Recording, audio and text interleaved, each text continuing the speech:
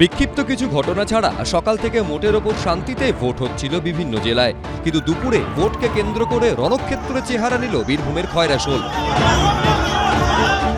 প্রথমে বিক্ষোভ, তারপর ইট বৃষ্টি, ভাঙচুর করা হলো পুলিশের গাড়ি, জখম হলেন বেশ কয়েকজন কেন্দ্রীয় বাহিনীর জওয়ান এবং পুলিশ কর্মী।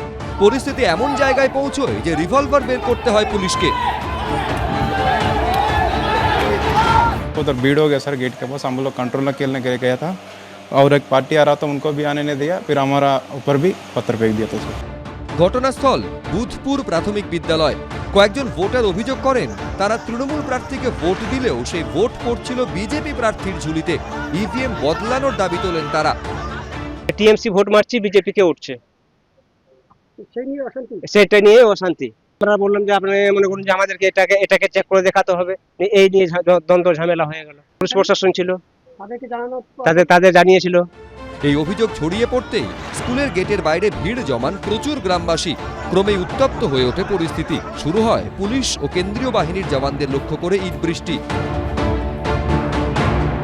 কারুর হাতে আধলা ইট, কেউ দৌড়ে এসে রাস্তায় পড়ে থাকা ইট তুলে নিচ্ছেন। একেবারে বুথের গেটের মুখে কেন্দ্রীয় বাহিনীর দিকে তেড়ে আসছেন কয়েকজন।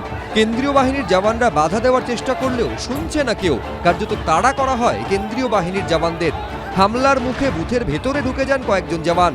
পরিস্থিতি ভয়ঙ্কর হয়ে ওঠায় পুলিশ অফিসারকে সার্ভিস রিভলভার বের করতে হয়। তৃণমূলেও ভোট দিলে বিজেপিতে পড়ছে, এই গন্ডগোলটা হচ্ছিল। তারপরে বুঝলাম লোক জমায়েত হয়ে গেল, নিয়ে ভোট বন্ধ হয়ে যায়। বন্ধ হওয়ার পরে বুঝলাম এখানে অনেক পুলিশ এলো, ভাঙচুর করা হয় পুলিশের গাড়ি। জখম হয়েছেন কেন্দ্রীয় বাহিনীর 3 জওয়ান, এক পুলিশ কর্মী ও পুলিশের গাড়ির চালক।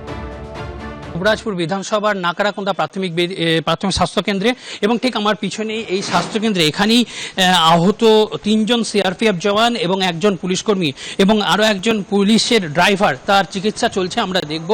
এবং যেটা জানা যাচ্ছে মূলত পাথর এবং ইট ছোড়ার জন্যই এনারা আহত হয়েছে। প্রত্যক্ষভাবে গণপ্রতিরোধ হয়েছে। সেই প্রতিরোধে আজকে মোটামুটি গুটি কয় কিছু জায়গা ছাড়া মানুষ ভোট দিতে সক্ষম হয়েছে। যেখানে যেখানে বিজেপি প্রার্থী কিংবা সমর্থক সদস্যদের ওপর বা সাধারণ ভোটদাতাদের ওপর হামলা ঘটানোর অপচেষ্টা হয়েছে, পশ্চিমবঙ্গের জনতা রুখে দাঁড়িয়েছে। নির্বাচন কমিশন কি বিক্ষিপ্ত ঘটনা বলেছে, কিন্তু আপনারা মনে করে দেখুন যে নির্বাচন কমিশন যাই বলুক না কেন, এই কেন্দ্রীয় বাহিনী গতবার শীতলকুচি ঘটিয়েছে। তো তারপরেও এই ধরনের প্ররোচনা দেওয়া হচ্ছে বিভিন্ন জায়গা থেকে।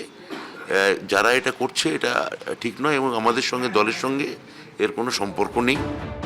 প্রথম দফার ভোট শেষ, শুরু হয়ে গেছে দ্বিতীয় দফার অভিযানের প্রস্তুতি। আর তার আগেই শুরু হয়ে গেছে হার জিত নিয়ে তাল ঠোকাঠুকি। 10 दिन बाद जब वोटों की गिनती होगी तो मुझे विश्वास है हर तरफ कमल ही कमल खिला होगा।